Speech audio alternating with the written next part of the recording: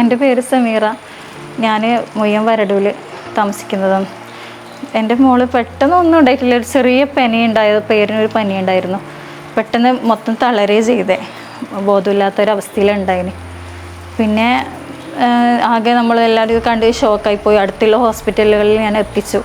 അവിടെ നിന്നൊന്നും ഏകദേശം ഒന്നും ആയിട്ടില്ല. പെട്ടെന്ന് പിന്നെ എനിക്ക് മിംസ് ഹോസ്പിറ്റലിലേക്ക് പോകാൻ ഒരു തോന്നൽ മനസ്സിലുണ്ടായി. അതുകൊണ്ട് എനിക്ക് അവിടെ എത്തിയതിന് ശേഷം ഒരു ആത്മാവുള്ളൊരു വിശ്വാസം ഉണ്ട് ഇവിടെ.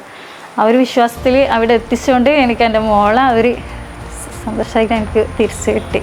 വൈകുന്നേരം സ്കൂളിൽ നിന്ന് വന്ന കുട്ടി രാവിലെ വെന്റിലേറ്റർ എന്ന് പറയുമ്പോൾ ഒരു ഷോക്കായിപ്പോയി കുട്ടിക്ക്.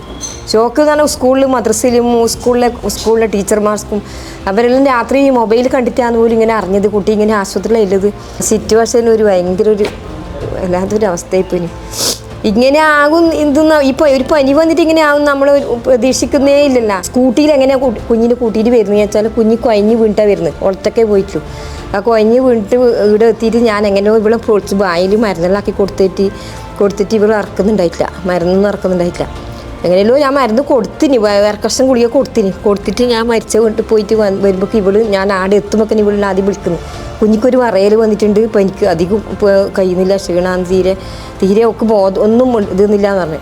എന്നിട്ട് നമ്മൾ വണ്ടിയിൽ ഇവിടുന്ന് കയറുമ്പോൾ ഇവൾ കരഞ്ഞിട്ട് ഞാൻ എങ്ങനെയല്ലോ രണ്ട് ഭാഗത്ത് ഇരുത്തി സ്കൂട്ടിയിൽ തന്നെ നമ്മൾ എടുത്തിട്ട് പോയിട്ട്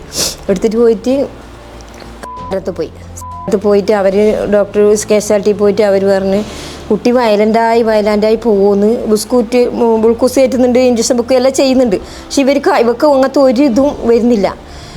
നമ്മൾ പറഞ്ഞ് ഇത് എന്നിട്ട് ഡോക്ടറെ കൂട്ടിക്കൊണ്ടുവന്ന് അവർ കാഷ്വാലിറ്റിയിൽ നിന്ന് ഡോക്ടറെ കൂട്ടിക്കൊണ്ടിട്ട് ഡോക്ടർ വന്നിട്ട് പറഞ്ഞ് ഇവള് വയലൻ്റായി പോകുമെന്ന്, ഇവക്ക് ഇങ്ങനെ ആയി വരുന്നില്ല, അതുകൊണ്ട് നിങ്ങൾ പെട്ടെന്ന് എടുത്തു തോന്നുന്നു. അവിടെ ICU കടത്തിയിട്ട് 9:30 വരെ ഇവക്ക് ഒരു അനക്കവും ഇല്ല, ഇതൊന്നുമില്ല, ശ്വാസമില്ല, ഒന്നും കുടിക്കുന്നില്ല, പിന്നെ കണ്ണുറക്കുന്നില്ല, ഒന്നുമില്ല.